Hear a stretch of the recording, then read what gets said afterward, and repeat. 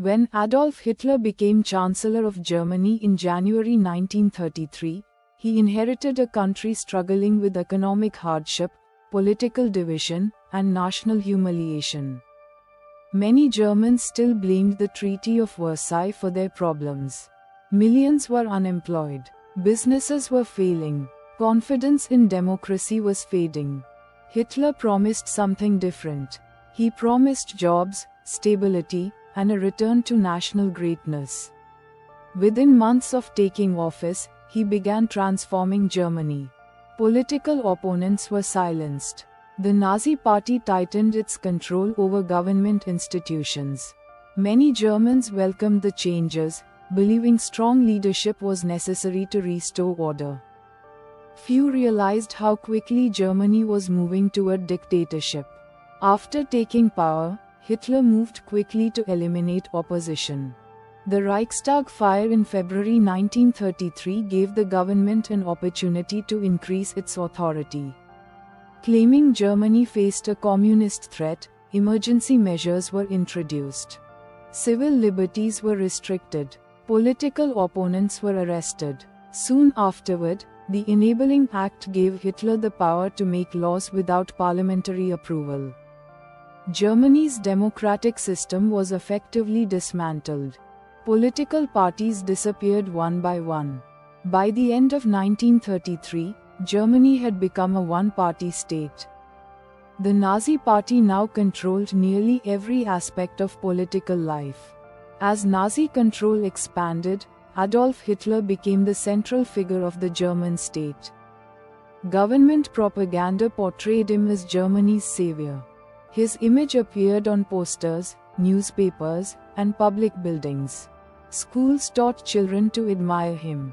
Radio broadcasts carried his speeches across the nation.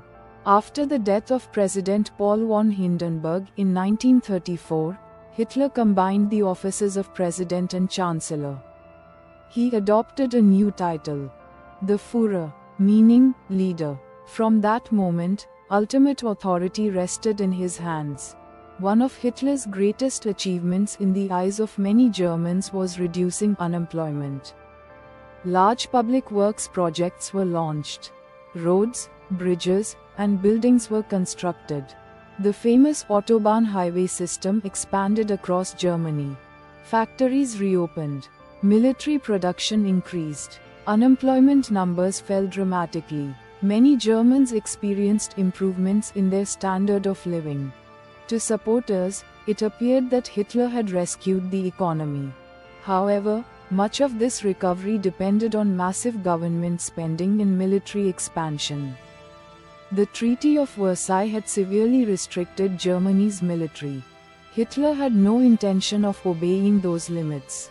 Secret military expansion soon became open policy. Germany began producing tanks, aircraft, and weapons. The army expanded rapidly. In 1935, military conscription returned. Young men were once again required to serve. European leaders watched with growing concern. Germany was rebuilding its military strength at an astonishing pace. Under Versailles, Germany was forbidden from having an air force. Hitler ignored the restriction. A modern air force known as the Luftwaffe was created. New aircraft were designed and produced. Pilots received advanced training. German aviation technology rapidly improved. The Luftwaffe would soon become one of the most powerful air forces in the world. Its existence demonstrated that Germany was openly rejecting the post-war settlement. In March 1936, Hitler made one of the boldest decisions of his career. German troops entered the Rhineland. According to the Treaty of Versailles, the region was supposed to remain demilitarized. The move was a direct challenge to the international order. German commanders were nervous. If France responded militarily, Germany might be forced to retreat. But no response came. France and Britain chose not to act. Hitler's gamble had succeeded. His confidence grew stronger than ever. The Nazi government understood the power of information. Under the leadership of Joseph Goebbels, propaganda became a central tool of the regime. Newspapers, radio broadcasts, films, and public events promoted Nazi ideas. Mass rallies created a sense of unity and national purpose. Messages were carefully controlled. Criticism of the government became increasingly dangerous. The regime sought not only to control actions but also to influence beliefs. By the late 1930s, Germany was becoming stronger every year.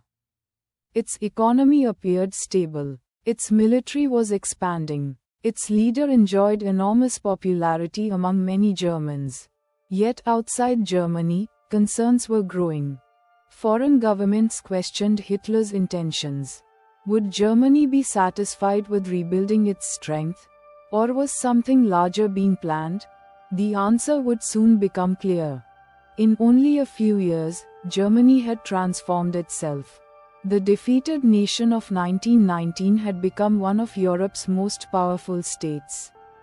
Hitler's popularity was at its peak. The military was growing stronger. The economy appeared healthier. Many Germans believed their country had finally recovered from the humiliation of World War I. But beneath the success lay a dangerous reality.